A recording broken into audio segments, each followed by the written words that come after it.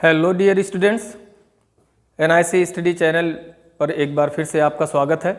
आज की इस वीडियो में मैं आपको नरेशन पढ़ाऊंगा। पढ़ने से पहले हम जानते हैं कि नरेशन किसे कहते हैं और इसे हमें क्यों पढ़ना चाहिए, इसका इस्तेमाल हमारी ज़िंदगी में कहाँ पर है। नरेशन, जैसा कि आप पहले से जानते हैं, नरेशन नैरेट से बना हुआ है, जिसका अर्थ होता है वर्णन या बयान करना। किसी भी देखी हुई या सुनी हुई चीज़ को हम दो तरह से बयान कर सकते हैं। एक होता है डायरेक्ट और एक होता है इनडायरेक्ट। डायरेक्ट स्पीच और इनडायरेक्ट स्पीच। डायरेक्ट और इनडायरेक्ट स्पीच से पहले हम जानें कि हमें इसे क्यों पढ़ना चाहिए। एक तो सबसे पहले हमें इसे पढ़ना इसलिए ज़रूरी है क्योंकि यह 9 से लेकर 12 तक या जितने भी कॉम्पिटिटिव एग्ज़ाम होते हैं उनमें ये सवाल ज़रूर पूछे जाते हैं। डायरेक्ट स्पीच दिया होता है, उसे हमें इनडायरेक्ट स्पीच में करना होता है, जैसा कि आपके सिलेबस में भी ये शामिल है। दूसरी चीज़, किसी भी देखी हुई घटना को या सुनी हुई घटना को हम अपनी ज़बान में भी इन दो तरह से हम एक्सप्रेस कर सकते हैं, एक डायरेक्ट स्पीच में और एक इनडायरेक्ट स्पीच में। Direct speech, when we quote speaker's statement into his exact words then it is known as direct speech. जब हम वक्ता की कही हुई बात को ज्यों का त्यों बयान करें तो उसे हम डायरेक्ट स्पीच कहते हैं, यानी बिना किसी बदलाव के जिस प्रकार से वक्ता ने बोला है, स्पीकर ने जो कुछ कहा है, सेम वही बात हम कह दें, उसे हम डायरेक्ट स्पीच कहते हैं। और इनडायरेक्ट स्पीच क्या है? When we quote speaker's statement after adding some new words then it is known as indirect speech. जब हम स्पीकर की कही हुई बात को अपने पास से कुछ नए शब्द जोड़कर कहें, लेकिन उसके अर्थ में कोई बदलाव ना हो। अर्थ में बदलाव सिर्फ आज की मीडिया ही करती है, क्योंकि किसी की कही हुई बात में थोड़ा मिर्च मसाला लगा के वो ऐसे पेश करते हैं कि उसका अर्थ का अनर्थ हो जाता है। उस तरह से नहीं, बल्कि हमें ऐसे अपने पास से कुछ ऐसे शब्द जोड़ने हैं जिससे कि उसके अर्थ में कोई बदलाव ना हो। अब यही कौन से हमें वर्ड्स जोड़ने हैं, उसके कुछ रूल्स बने हुए हैं, यही हमें सीखना है। डायरेक्ट से इनडायरेक्ट स्पीच बनाते वक्त हमें यही सीखना है। एक एग्जांपल से हम लोग सीखते हैं। ये मैंने एक ड्राइंग बनाया हुआ है, ये शाहरुख खान है और शाहरुख खान ने एक बयान दिया है किसी भी इंटरव्यू में, उन्होंने अपने मीडिया में, कि I will never act with Salman Khan. अब इन शाहरुख खान के बात हम दो तरह से कह सकते हैं। एक तो जब हमने शाहरुख खान की बात को ज्यों का त्यों कहा, जैसा उन्होंने बोला है सेम वही स्टेटमेंट दिया, तो हमने क्या किया, उनके कहे हुए बात के सामने आगे पीछे हम कोटेशन मार्क लगा के सेम जैसा उन्होंने बोला वैसे ही हमने लिख दिया, तो यह हुआ डायरेक्ट स्पीच। अब हमने जो कुछ उन्होंने बोला वो स्टेटमेंट हमने I will never act with Salman Khan, full stop, quotation mark close, inverted comma close. यहां पर आप देखेंगे कि शाहरुख खान का बोला हुआ जो भी सेंटेंस है वो हमने सेम लिख दिया, उसमें हमने अपने पास से कोई नए शब्द नहीं जोड़े, और यही हमें सीखना है। इसे हम कहेंगे डायरेक्ट स्पीच। क्यों कहेंगे? क्योंकि हमने स्पीकर की कही हुई बात को ज्यों का त्यों लिखा, same to words. We express the speaker statement into his exact words, so it is known as a direct speech. Indirect speech हमें यह सीखना है।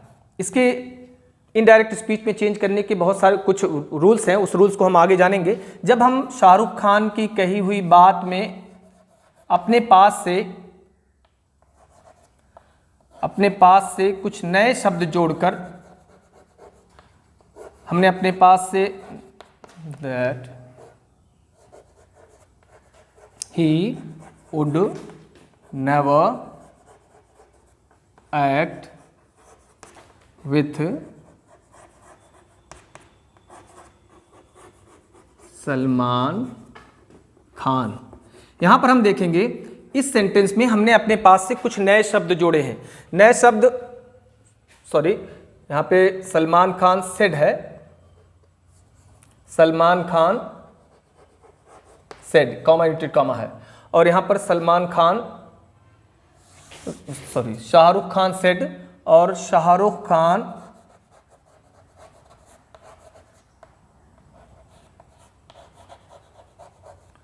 Said that. यहाँ पर आप देखेंगे कि हमने इसमें कुछ बदलाव किए हैं। यहाँ पर हमने कंजंक्शन दैट का इस्तेमाल किया है, आई की जगह पर हमने अपने पास से ही का इस्तेमाल किया है, विल की जगह पर हमने वुड का इस्तेमाल किया है। ये कुछ 3 शब्द हम अपने पास से नए जोड़े हैं। इसे हम इनडायरेक्ट स्पीच कहेंगे। क्यों कहेंगे? क्योंकि शाहरुख खान की कही हुई बात को हम अपने शब्दों में, अपने लफ्ज़ों में हमने एक्सप्रेस किया है, व्यक्त किया है, इसलिए इसे हम इनडायरेक्ट स्पीच कहते हैं। मेरे ख्याल से इसकी डिफिनेशन हमें समझ में आ चुकी होगी। जब हम स्पीकर की स्टेटमेंट, स्पीकर की कही हुई बात को ज्यों का त्यों कहें तो डायरेक्ट स्पीच, जब स्पीकर की कही हुई बात में अपने पास से कुछ नए शब्द जोड़कर कहें तब हम उसे इनडायरेक्ट स्पीच कहते हैं। इस एग्जाम्पल से ये बात बिल्कुल स्पष्ट होती है। हमें यही सीखना है। हमें ये इनडायरेक्ट स्पीच में चेंज करने के कुछ रूल्स होते हैं। उसके लिए मैंने इसे 2 कैटेगरी में बांटा है। डायरेक्ट से इनडायरेक्ट स्पीच में चेंज करने के 2 रूल्स हैं। एक है कॉमन रूल्स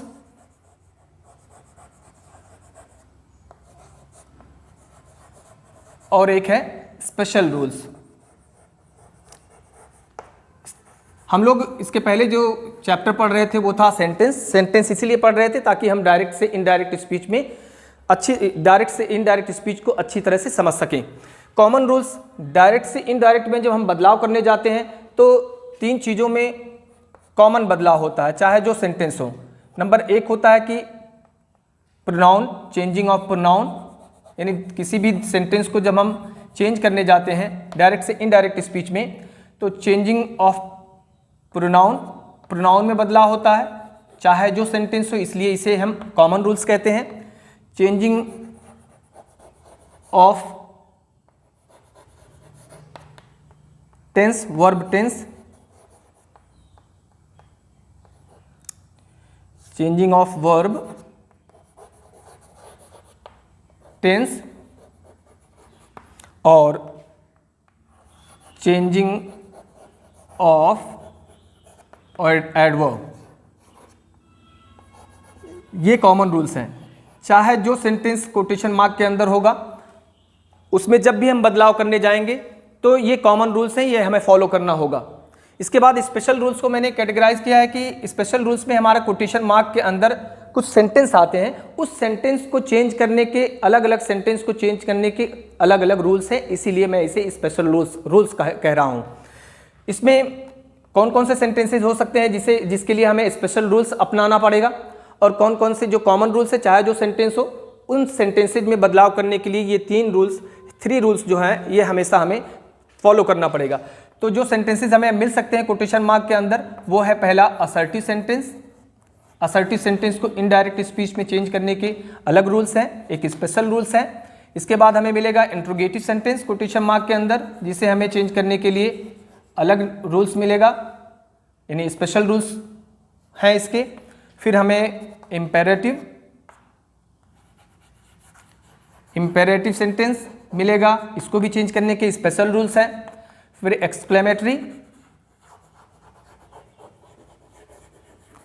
एक्सक्लेमेटरी सेंटेंस को भी चेंज करने के स्पेशल रूल्स हैं।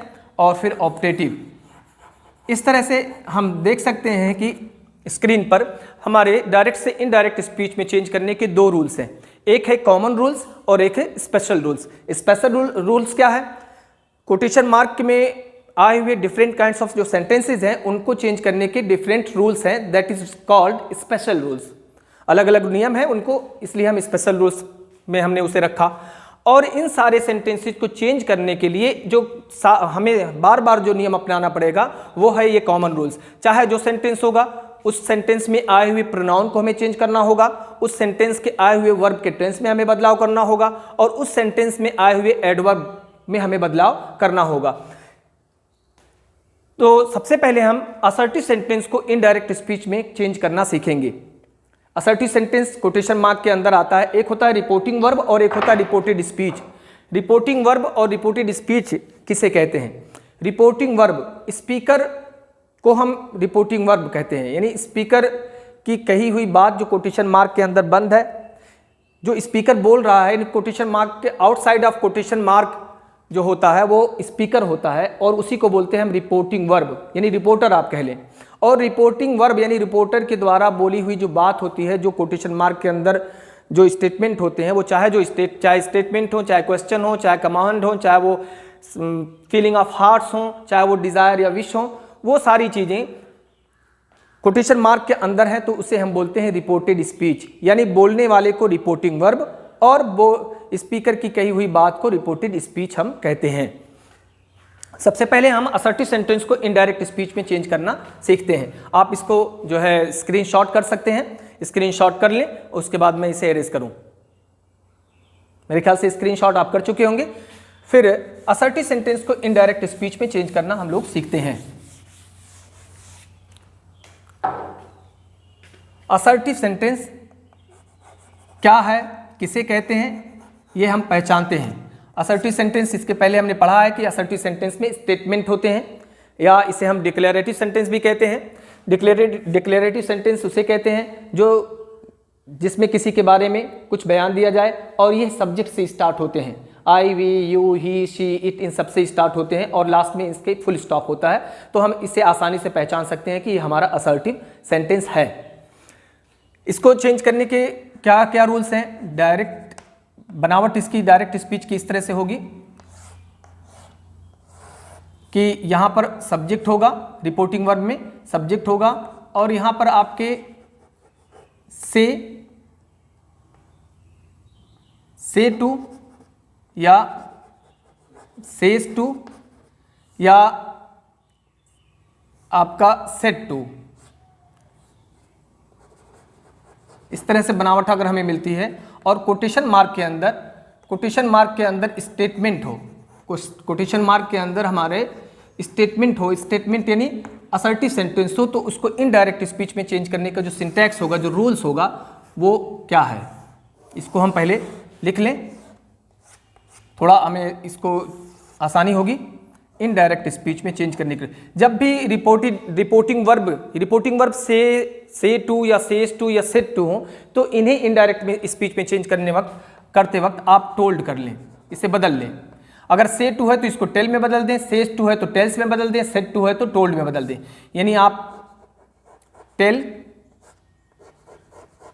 टेल्स या टोल्ड, सब्जेक्ट आप लिख लें, रिपोर्टिंग वर्ब का सब्जेक्ट लिख लें, कॉमा इन्वर्टेड कॉमा की जगह पे आप कंजक्शन या कनेक्टिंग वर्ड दैट लगाएं। दैट लगाने के बाद आप क्लास जो बचता है उसे हम लिख लें। अब इसी क्लास में हमें बदलाव करना होता है। कॉमन रूल्स जो हमें फॉलो करना है, जो भी सेंटेंस आएगा उसी सेंटेंस में आए हुए प्रोनाउन में, आए हुए वर्ब के टेंस में और आए हुए एडवर्ब में हमें बदलाव करना है। ये हो गए असर्टिव सेंटेंस को इनडायरेक्ट स्पीच में चेंज करने की सिंटैक्स। एक एग्जांपल से हम देखते हैं। यहां पे करीम, ये एग्जाम में इस तरह से हमें डायरेक्ट स्पीच मिलेगा। Karim says to Rahim, comma इटेड comma, Karim says to Rahim, comma इटेड कॉमा है, he will never give up hope. He will never give up hope. Quotation mark close है। ये डायरेक्ट स्पीच है और हमें इसे इनडायरेक्ट स्पीच में चेंज करना है। इनडायरेक्ट स्पीच में सबसे पहला जो स्टेप होता है वो हमें ये पहचानना होता है। एक शॉर्ट तरीका इसका है RPTA। पहले R फॉर रिकॉग्नाइज, पहले आप कोटेशन मार्क के अंदर आए हुए सेंटेंस को रिकॉग्नाइज करें कि ये कौन सा सेंटेंस है। रिकॉग्नाइज, पहचाने कि कोटेशन मार्क के अंदर सेंटेंस क्या है। सेंटेंस को पहचानने के बाद जब आपने सेंटेंस को पहचान लिया, इन्हें स्पेशल रूल्स अब उसको फॉलो करें। उसके क्या स्पेशल रूल्स हैं चेंज करने में। फिर उसके अंदर आए हुए प्रोनाउन, P फॉर प्रोनाउन में आप बदलाव करें, इसे हम, और फिर T फॉर टेंस यानी वर्ब के टेंस में आप बदलाव करें। फिर A फॉर एडवर्ब। ये एक शॉर्ट ट्रिक है जिसे हम आसानी से डायरेक्ट से इनडायरेक्ट स्पीच में हम चेंज करना सीख सकते हैं। रैप्टा, रिकॉग्नाइज, फिर प्रोनाउन यानी सेंटेंस को आप कोटेशन मार्क के अंदर आए हुए सेंटेंस को आप पहले पहचानने के बाद उसके स्पेशल रूल्स को हम फॉलो करें। तो हमने कोटेशन मार्क के अंदर आए हुए सेंटेंस को पहचाना कि कौन सा सेंटेंस है ये। यस, यू आर राइट, ये हमारा स्टेटमेंट है, असर्टिव सेंटेंस है। असर्टिव सेंटेंस को इनडायरेक्ट स्पीच में चेंज करने के रूल्स क्या हैं? अगर रिपोर्टिंग वर्ब हमारा ये है, अगर से टू आए, सेज टू आए, सेट टू आए तो हमें उसे चेंज करना है। से टू आता है तो टेल में, सेज टू आता है तो टेल्स में, और सेट टू आता है तो टोल्ड में। यहां पर आप देखेंगे क्या है, सेज टू आया है, सबसे पहले आप सेज टू को टेल्स में बदल लें। टेल्स में बदलने के बाद इसका सब्जेक्ट यहां पे करीम है, करीम को आप लिख लें, करीम। अब करीम टेल्स रहीम, टू हम आप रिमूव कर दें। फिर क्या अगला स्टेप है कि आप कॉमा यूनाइटेड कॉमा की जगह पर आप कनेक्टिंग वर्ड या कंजंक्शन दैट लगाएं।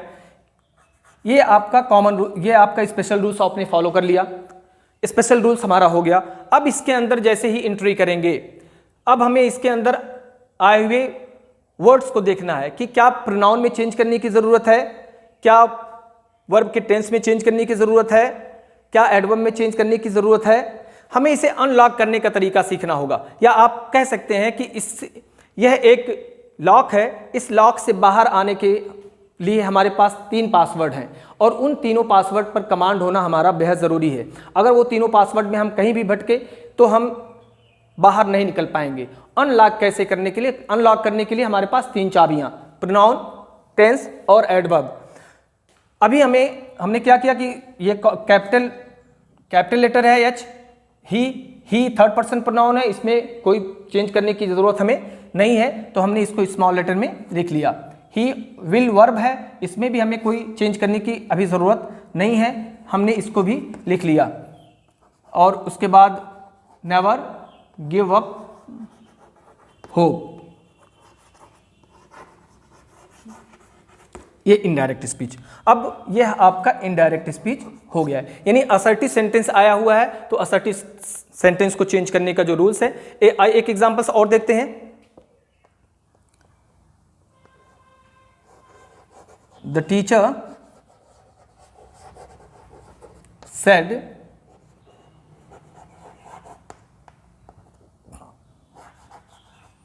to us,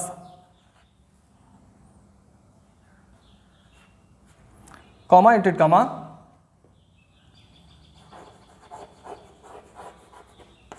birds fly। Direct speech ये दिया हुआ है।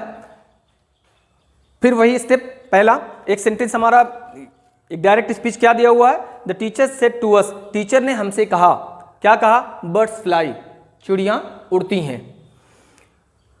सबसे पहला स्टेप मैंने बताया कि आप कोटेशन मार्क के अंदर आए हुए सेंटेंस को पहचानें। Recognise the sentence of inside the quotation mark. Quotation mark के अंदर आए हुए सेंटेंस को पहचानो। मेरे ख्याल से आपने पहचाना कौन सा sentence, assertive sentence. Yes, of course you are right, assertive sentence. अब असर्टिव सेंटेंस को चेंज करने का क्या स्पेशल रूल्स है? स्पेशल रूल्स ऊपर लिखे हुए हैं कि रिपोर्टिंग वर्ब में आए हुए से टू, सेज टू या सेट टू को आप टेल, टेल्स या टोल्ड में बदलें। इसके स्पेशल रूल्स को हम अपना लेते हैं। सेट टू को हमने किस में बदल दिया, टोल्ड में। इसका सब्जेक्ट द टीचर हमने लिख लिया, इसमें ऑब्जेक्ट नहीं है, इसका ऑब्जेक्ट अस है, इसको भी हमने लिख लिया। Connecting word, comma inverted comma को हमने रिमूव किया और कनेक्टिंग वर्ड दैट। अब इस असर्टिव सेंटेंस को चेंज करने का जो स्पेशल रूल्स है वो हमने अपना लिया। इसके अंदर एंट्री करते हुए हम अब इसके अंदर, यानी ये एक लॉकर है, इस लॉकर से बाहर निकलने के लिए हमारे पास 3 पासवर्ड या 3 चाबियां, वो प्रोनाउन, टेंस और एडवर्ब। उस पर गौर करते हुए हम आगे बढ़ेंगे। अगर हम उस पर गौर करते हुए आगे नहीं बढ़ेंगे तो हम उस लॉकर से बाहर कभी नहीं निकल पाएंगे।